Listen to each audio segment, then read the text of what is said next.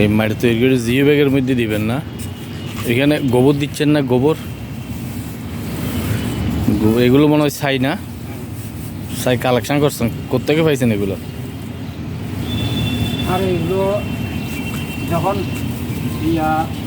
সরস্বতী পূজা হইল ওই তখন আপনি কালেকশন করে সব রেখে দিচ্ছেন। তাও গোবর দিতে দিচ্ছেন না? ওই বিভিন্ন তরকারির চামড়াগুলা, তরকারির চামড়াগুলা।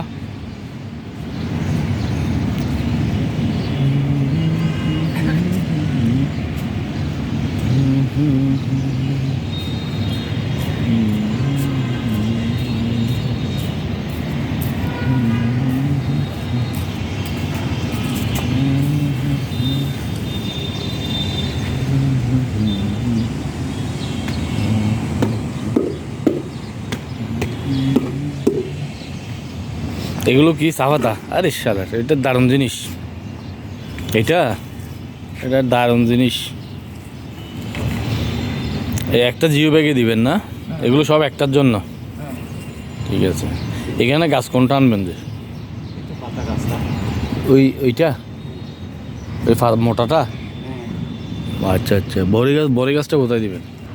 বড় গাছটা চিন্তা করতেছি, লাভ হবে কি রাখেন লাভ হবে। এটা আপনার আপেল কুল তো খাইছি, যে সুন্দর একটা জিও ব্যাগে দেন, কিন্তু খুব ভালো হবে।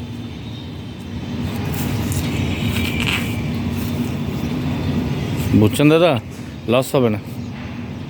বড়িটা রাখলে তো ঠিক আছে, এটা এক কোণায় রাখলাম আর হ্যাঁ রাখেন। আগে আপনার যেগুলো মেইন এগুলো ঠিক করে ফেলেন, ঠিক আছে? ঠিক করার পর সুন্দর করে এটা কমপ্লিট মিক্স করবেন না।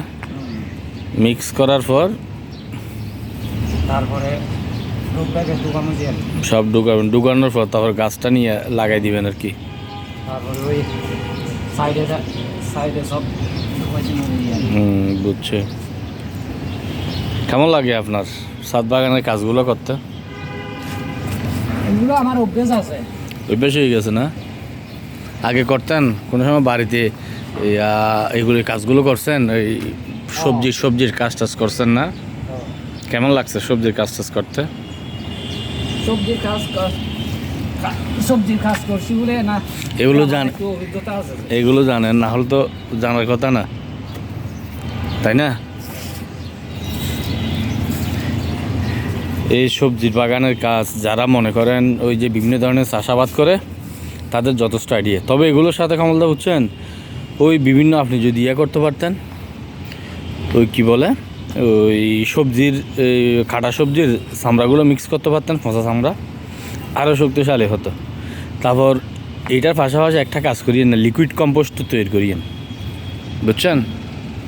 ওই যে কাঁচা সবজির চামড়া যেগুলো আছে, এগুলো পানির মধ্যে ফেলাই 2 সপ্তাহ 3 সপ্তাহ পচানোর পর ওইখানে 3-4 টুকরা ওই খৈল ফেলে দিবেন। তারপর পানিগুলো নিয়ে গাছের গোড়ায় দিলে এগুলো কিন্তু অনেক শক্তিশালী। লিকুইড কম্পোস্ট বলে আর কি এগুলোকে, বুঝছেন? এটা অনেক শক্তিশালী কিন্তু।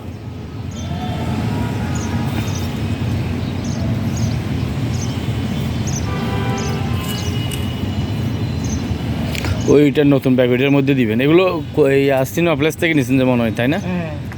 দাঁড়ান, ওইখানে দোকান যেগুলো আছে ওগুলো থেকে।